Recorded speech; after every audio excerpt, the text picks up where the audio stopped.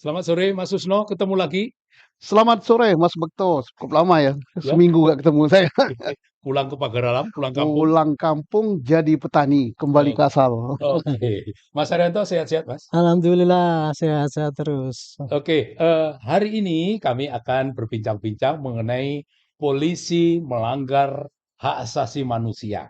Ya, Oh kita bagus. tahu di mana-mana setiap polisi melakukan tindakan itu selalu dianggap dituduh melanggar hak asasi manusia.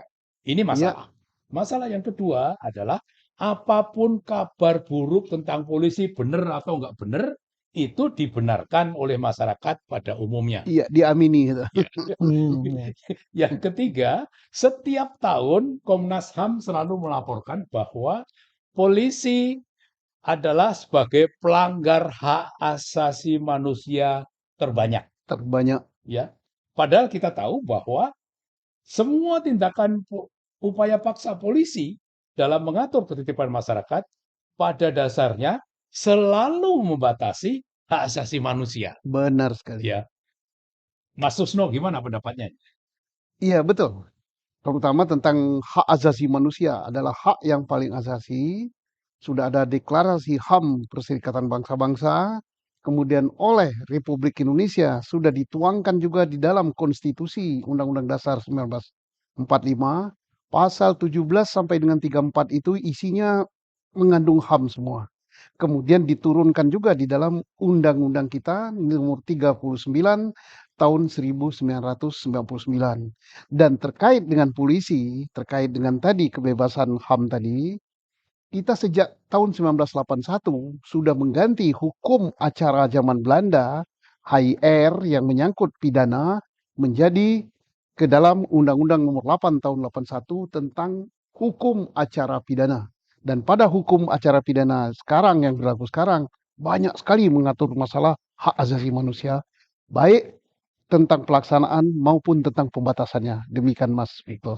Terima kasih banyak. Mas Arianto, tolong dijelaskan tentang deklarasi hak asasi manusia PBB. Ngaturnya itu gimana itu? Ya, hak asasi manusia yang diatur dalam HAM di PBB itu kan sudah diadopsi tadi sudah disampaikan oleh Pak Susno masuk di dalam Undang-Undang Dasar Negara Republik Indonesia ya yang sudah diperbarui itu. Di antaranya yang perlu dipahami ya itu kita baca saja kira-kira bunyinya dalam menjalankan hak dan membebaskan kebebasannya, setiap orang harus tunduk hanya pada pembatasan-pembatasan yang ditetapkan oleh undang-undang dengan maksud semata-mata untuk menjamin pengakuan serta penghormatan yang layak terhadap hak dan kebebasan orang lain dan untuk memenuhi syarat-syarat yang adil dalam hal kesusilaan, ketertiban, dan kesejahteraan umum dalam suatu masyarakat yang demokratis. Maksudnya itu gini, hak asasi manusia itu memang merupakan hak, tetapi dalam penerapannya juga dibatasi oleh undang-undang, sehingga setiap orang yang ingin haknya dilindungi juga harus memikir jangan sampai tindakannya dia itu melanggar hak asasi orang lain gitu. Intinya gitu Pak, jadi tidak ditafsirkan hak asasi adalah segala-galanya kita berbuat apapun boleh gitu. Nah, ini harusnya pemahamannya itu harus diimbangi dengan kewajiban kita juga menjaga ketertiban hak asasi orang lain ya kurang lebih gitulah yang harus dipahami dari tentang aturan HAM ini. Terima kasih Mas Arianto. Itu tadi bunyi Deklarasi Universal Hak Asasi Manusia pasal 29 ayat 2. Iya, Jadi sekali lagi intinya pada dasarnya hak asasi manusia itu tunduk kepada undang-undang. iya. Kembali kepada Mas Susno. Hak asasi manusia itu sesuai yang Mas Susno sebutkan tadi Mm-mm. di dalam KUHP, Undang-Undang Nomor 8 Tahun 81. tahun 81 itu kan diatur hanya bunyinya menjadi hak-hak tersangka. Itu Iya. gimana Mas Susno? Jadi hak-hak tersangka, misalnya hak untuk mendapatkan pembelaan, hak untuk tidak disiksa, kemudian hak untuk tidak dituntut berdasarkan undang-undang yang berlaku surut. Itu ada, memang hak asasi manusia, tapi dalam pelaksanaannya semua terkait dengan hak asasi manusia dalam deklarasi PBB maupun dalam konstitusi kita maupun di dalam Undang-Undang nomor 39 tahun 99 itu ada pembatasannya. Ada pembatasannya. Nah, pembatasannya apa? Yaitu untuk apa? Sebagaimana dijelaskan Mas Arianto tadi, untuk melindungi hak asasi orang lain. Kemudian untuk menjaga ketertiban umum dan menjaga hak-hak sosial orang lain. Nah, makanya eh, hak asasi manusia itu ada pembatasannya dan bukanlah melupakan pelanggaran hak asasi manakala itu diatur di dalam undang-undang. Contohnya, nangkap. Penangkapan itu adalah mengurangi kebebasan orang, tetapi diatur di dalam undang-undang, di dalam UHAP. Polri selaku penyidik diberi kewenangan menangkap, bahkan diberi kewenangan menahan, bahkan diberi kewenangan untuk mencegat orang berpergian, kan? Nah, ini melanggar HAM semua, tapi karena diatur di dalam undang-undang, maka itu menjadi bukanlah pelanggaran undang-undang. Bahkan di dalam negara masih menerapkan hukum mati, pencabutan nyawa sekalipun, sepanjang itu dilaksanakan berdasarkan undang-undang, sudah terbukti dalam pengadilan, mempunyai kekuatan hukum tetap bahwa dia si terdakwa ini harus dihukum mati, maka pelaksanaan hukuman mati itu mencabut nyawa orang lain, tetapi pelaksanaannya diatur juga dalam undang-undang. Itu bukanlah pelanggaran HAM. Ini memang masyarakat kadang-kadang bingung. Bingung gitu. Ya, begitu. Dengan kata lain kan selama polisi itu melaksanakan undang-undang itu sesuai aturan undang-undang kan dibolehkan, Mas, Boleh, dan bukan Betul, pelanggaran betul. bukan pelanggaran HAM. Jadi masalahnya begini ya Mas. Polisi itu kan tugasnya sangat luas ya. Satu sebagai pemelihara Kamtipmas, penegakan hukum, Iya. pelayanan, perlindungan dan pengayoman masyarakat, gitu kan. Itu tugasnya kan macam-macam kan gitu. Tidak hanya menangkap saja ya loh, menahan dan sebagainya. Tetapi seperti tadi disampaikan oleh Pak Susno tadi, kita menutup jalan misalnya ya itu karena supaya lancar dan sebagainya. Itu termasuk juga tugas-tugas yang harus dilakukan oleh Iya. polisi dan itu jelas melanggar HAM gitu kan. Tetapi polisi kan dasar hukum untuk bertugas itu sudah dimasukkan di dalam Undang-Undang Nomor 2 tahun 2002 yang itu dibuat dulu pada saat setelah reformasi sehingga pertimbangannya kepada perlindungan HAM. Di situ ada disebutkan bahwa polisi dalam melaksanakan tugasnya selalu menghormati dan menghargai HAM, gitu Hak kan. asasi. Ya. Di antaranya di situ ada kewenangan polisi apa saja di pasal 14 Undang-Undang Nomor 2, kemudian tugas-tugas polisi begini, dan kemudian tugas-tugas itu kemudian dijabarkan kepada peraturan-peraturan yang dibikin oleh Polri sendiri untuk memberikan pedoman supaya anggota di lapangan itu tidak sampai melanggar aturan atau ketentuan yang dibenarkan. Saya kira itulah kaitannya ya dengan bahwa HAM itu memang bebas, tetapi tugas polisi juga hampir tiap hari membatasi HAM gitu kan. Tapi sepanjang tugas itu dilakukan berdasarkan undang-undang dan tidak melanggar prosedur, maka itu polisi bisa dibebaskan dari tuduhan melanggar HAM. Saya kira mungkin ini yang perlu dipahami kita semua Oke, terima gitu. kasih banyak. Sekarang Mas Susno, kalau seandainya polisi di dalam bertindak, Ya. di dalam menjalankan kewenangannya, di dalam menjalankan tugasnya, tidak sesuai dengan aturan, itu gimana, Mas? Nah, itulah definisi pelanggaran HAM tadi sudah dibacakan oleh Mas Arianto kan, sepanjang apa yang kata tadi harus berdasarkan undang-undang. Kalau tidak berdasarkan undang-undangnya, aparat pun bisa melakukan pelanggaran HAM. Nah, untuk membatasi terjadinya pelanggaran HAM, jauh-jauh sebelum melaksanakan tugas, polisi itu sudah membuat SOP, standar operasional prosedur. Kalau masih melanggar juga, maka polisi itu sudah membuat tentang kode etik di dalam pelaksanaan tugas. Ada kode etiknya. SOP-nya dilanggar, kode etiknya dilanggar, kemudian dia berbuat tanpa dilindungi oleh undang-undang, misalnya menangkap sembarangan, kemudian menimbulkan penganiayaan gitu tanpa alasan apa-apa, ya polisi terkena pidana gitu kan. Tidak dikatakan bahwa polisi itu melaksanakan tugas demi menegakkan HAM, ya nggak benar. Dia melanggar HAM. Sepanjang SOP-nya dia langgar, kemudian menurut kode etik dia langgar, dia berbuat tanpa didasarkan atas peraturan perundang-undangan. Nangkap maunya sendiri, nahan maunya sendiri, punya tahanan sendiri gitu ya, jelas melanggar nih, melanggar HAM dia. Dengan kata lain bahwa polisi tidak boleh seenaknya Seenaknya sendiri. Iya, betul. Harus ngikutin aturan, aturan yang sepanjang diatur. ngikuti aturan tidak melanggar HAM. Pertanyaan saya sama Mas Arianto, apakah polisi punya aturan mengenai pelaksanaan hak asasi manusia untuk tugas polisi? Iya, itu di dalam Perkap nomor 8 tahun 2009 ya. Itu mengenai peraturan Kapolri tentang penerapan perlindungan hak asasi manusia di dalam tugas-tugas penegakan hukum dan sebagainya untuk kepolisian gitu. Iya.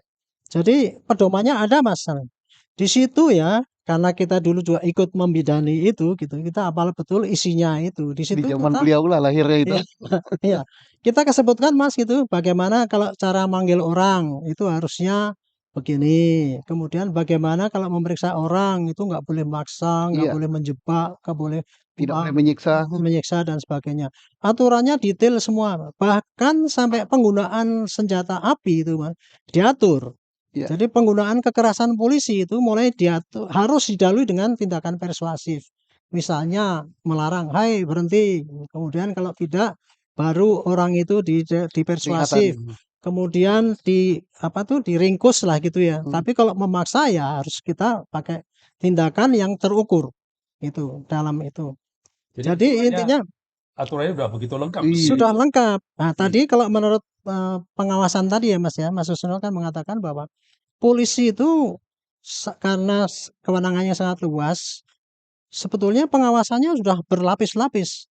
Kalau anggota itu hanya melanggar peraturan disiplin, misalkan salah jam, salah ini, kita kena pelanggaran disiplin. Disiplin. Tapi kalau itu melanggar kode etik polisi ya, seharusnya polisi itu kan melayani masyarakat dengan baik, tidak menyalahkan gunakan wewenang, itu kena kode etik polisi. Tetapi kalau sampai polisi itu menyelewengkan hukum, dikenakan pidana. Pidana ya. Gitu. Jadi tindakan yang diterapkan bukan hanya tindakan administratif, disiplin atau kode etik, tapi juga termasuk penekanan pidana gitu.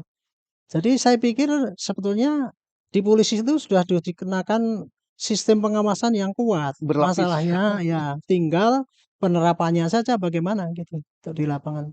Ya, saya membayangkan kalau petugas Densus menghadapi teroris Iya. yang bersenjata, yang membawa bom, yang Bom. siap untuk bunuh diri dan Iya. sebagainya. Ya. Itu kan di dalam aturan itu, dalam Perkap 8 2009 itu kan mengizinkan. Bahkan melakukan tembakan Iya, tanpa peringatan. Iya. bisa. Situasi khusus Iya. tentunya. Kan begitu. Iya, betul.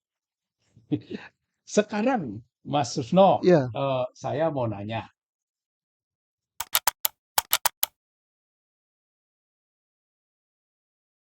Kaitannya dengan polisi dituduh melakukan pelanggaran hak asasi manusia. Masyarakat kan kadang-kadang tidak paham juga Iya. aturan hak asasi manusia itu seperti apa. Iya. Gitu. Kalau seandainya masyarakat merasa bahwa dia dilanggar hak asasi manusianya oleh polisi, sebaiknya saran kepada masyarakat seperti apa? Iya. Kalau dia merasa bahwa hak asasinya terlanggar, kan polisi kan punya kontrol 3 tadi kan. Peraturan kode etik ada, kemudian peraturan disiplin ada, peraturan pidana pun tunduk Berlaku. Jadi semua sudah ada. Jadi tinggal melaporkan kemana? Melapor kepada atasannya lewat, sudah ada kan di setiap institusi polisi ada propam yang mengatur masalah provisi dan pengamanan. Nanti dipelajari oleh propam, diperiksa, kemudian nanti dimintakan keputusan atasan, apa hasil pemeriksaan itu. melanggar pidanakah, melanggar kode etika, melanggar apa namanya Pidana. hukum disiplin kah? Jadi pidana, kode etik atau disiplin mana yang dilanggar? Atau tidak melanggar sama sekali? Karena bisa saja menurut masyarakat ini melanggar HAM atau melanggar pidana gitu. Makanya kita menjadi polisi itu, Polri itu pelanggar HAM terbesar menurut laporan. Tapi manakala diukur nanti dengan pidana, diukur dengan profesi, diukur dengan disiplin, masuk apa tidak? Kan HAM itu kan di sini ranahnya kan. Jadi dihukum karena melanggar HAM kan HAM-nya pasal berapa pidananya kan gitu. Kalau tidak semuanya bebas. Begitu karena kekurang pahaman masyarakat begitu. Ya, sekarang persoalan lagi. Kalau saya merasa dilanggar hak asasi manusia saya oleh polisi, gimana caranya, Mas Arianto? Lapor kepada polisi itu gimana Iya. caranya? Sebetulnya untuk itu pun ya, polisi selama ini sudah memberikan jalur-jalur untuk melaporkan, Mak. Dari dulu ketika kita masih dinas dulu ya, sudah dikenal adalah laporan melalui box 777 ataupun box pengaduan dan sebagainya. Dan sekarang di dalam era digital ini pun polisi sudah membuka saluran yang Iya, orang boleh menyampaikan kalau ini entah yang resmi dari 110, 112 atau para pimpinan di wilayah ya, para Kapolda, kadang-kadang kan memberikan nomor handphonenya, memberikan ininya, itu bisa dipakai kan untuk masyarakat kalau terjadi pelanggaran HAM. Tetapi yang di sini yang perlu juga dipahami oleh masyarakat, jangan sedikit-sedikit mengatakan HAM-nya dilanggar. Makanya itu dia pemahaman mengenai HAM itu tadi perlu disosialisasikan pada masyarakat sehingga dia bisa mengetahui bahwa ini betul-betul pelanggaran HAM atau ini memang sudah pada aturan yang berlaku gitu, Mas. Jadi intinya Polri sudah memberikan jalur untuk laporan orang itu, tetapi yang selama ini terhambat adalah sudah banyak pengaduan yang masuk, tapi responnya kadang-kadang terlambat atau bahkan tidak direspon. Itulah menjadikan orang sampai ada tagar percuma lapor polisi kan ada itu. iya, Ya, Nah, oke. itu yang harus diantisipasi oleh Polri jangan sampai tagar itu memang betul-betul terjadi gitu. Jadi para pimpinan Polri menurut hemat saya sekarang harus sudah mengantisipasi itu bagaimana caranya supaya keluhan masyarakat itu bisa ditanggapi dengan cepat dan tepat. Saya kira gitu, Mas Bang. Ya, makasih Mas. Sekarang kepada Mas Susno nih, laporan itu apakah harus kepada polisi saja, dalam arti oke. pengawas internal termasuk atasan polisi, atau juga kepada Lain. pengawas eksternal Oke. kira-kira? Jadi slamping dilaporkan kepada internal, mulai berjenjang tadi terserah kemana, dan ke Propam, polisi punya pengawas eksternal, yaitu eh, Kompolnas. Di situ bisa melaporkan. Kalau nggak salah Kompolnas sudah ada hotline-nya juga, bisa lewat WA, bisa lewat apa namanya email, atau bisa lewat surat, atau bisa datang sendiri. Nah, termasuk juga kepada polisi, ini kita sarankan juga tidak mesti si pelapor itu datang. Dan ini merupakan saran kita ya. Kita menyarankan pada Polri agar ada hotline. Hotline itu ada jalur langsung.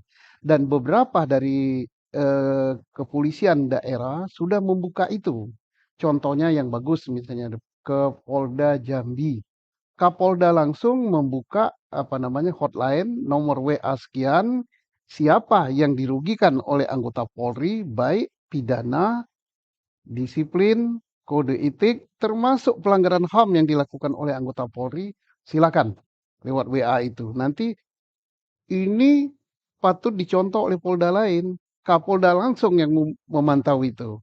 Dan ini merupakan pengawasan yang sangat efektif gitu kan. Sepanjang Kapoldanya, Kapolresnya, atau atasan fungsinya, misalnya direktur, menindaklanjuti dari itu. Sangat efektif ini. Apa namanya, hotline berupa WA ataupun berupa SMS yang langsung kepada pimpinan Polri-nya. Bagus Gitu. sekali Polda Jambi ya. Saya pikir karena kita tidak tahu saja, mungkin Iya, juga ada Polda yang lain, iya, Ada ada Polres ada yang iya, lain. iya, Ya kan begitu. sudah mulai. Ya, pertanyaan saya sama Mas Arianto, apakah semua polisi mengerti tentang hak asasi manusia ini, Mas? Iya, saya tidak bisa mengatakan semua Semua gitu. polisi mengerti apa tidak ya. Tapi yang jelas sejak Perkap nomor 8 2009 itu kita luncurkan ya, kita bikin buku ujian dan kita sebar ke semua sampai polsek waktu itu. Tapi saya tidak yakin bahwa semua sudah terbaca Iya, oleh anggota di lapangan. Itu sehingga walaupun dia dalam pendidikan dasarnya sudah dikasih tahu bahwa kalau kamu begini nggak boleh. Tetapi untuk pemahaman bahwa itu dalam rangka melindungi HAM, saya kira prajurit terdepan mungkin masih belum sempat membaca itu. Makanya masih perlu juga disosialisasikan pada petugas, terutama yang terdepan ya, supaya bahwa dia itu tanpa harus diawasi, tapi tumbuh di dalam hatinya sendiri, terpiang dalam pikirannya selalu, saya kalau bertugas harus menghargai HAM. Saya kira itu dengan melalui cara itu paling tidak bisa meredam anggota kita itu untuk berbuat yang sedikit kasar atau dan sebagainya, dan juga dia aware bahwa setiap perbuatan yang kurang baik itu sekarang mudah sekali dilaporkan sebagai pelanggaran HAM gitu. Saya tadi ingin menambah dari yang luar ya Mas ya. Kalau anggota masyarakat terkena pembatasan HAM atau apa, masih bisa lapor ke Komnas HAM juga kan? iya, Di Bisa. samping Komnas HAM juga bisa menerima. iya. Dan kita juga terima kasih kalau Komnas HAM itu bisa menegur polisi bahwa ini ada ini dan sebagainya. Cuman yang kita harapkan adalah juga objektif ya dalam memberikan Penilaian. penilaian itu. Jangan sampai tidak objektif sehingga merugikan kita semua mengenai apa itu pemahaman HAM yang harus dipahami oleh semua masyarakat gitu. Intinya gitu Mas. Artinya dalam Deklarasi Universal PBB tahun 1948 itu menegakkan HAM itu juga tidak boleh melanggar hak asasi manusia. Iya, Betul Jadi ya. tidak boleh orang seenaknya Ya, polisi melanggar hak asasi manusia. tidak iya, boleh. Itu kan melanggar hak asasi Iya, manusia. Ya, iya. wong belum tentu itu benar dan benar-benar sebagainya. benar. Jadi tidak semudah pelanggaran hak asasi manusia pasti benar kalau Benar. itu polisi pelakunya. Enggak juga kan gitu. Dengan kata lain, Mas Arianto tadi sudah memberi masukan kepada Polri, belum begitu yakin Perkap itu Dipahami. pasti sudah dipahami, Iya, Iya. ya, apalagi ditegakkan dan sebagainya. ditegakkan. Ya. Jadi tetap itu perlu dioptimalkan Iya, Optimalkan sosialisasi. sosialisasinya. Iya. Ya, eh, bagaimana Mas Susno? Apakah sudah disosialisasikan misalnya sudah? Apa sudah cukup? Bagaimana dengan pengawas internal? Saya kira Perkap tadi saya sependapat dengan Mas Haryanto ya. Sudah disosialisasikan, yes sudah. Persoalannya sudah dipahami atau belum? Mungkin belum semua memahami.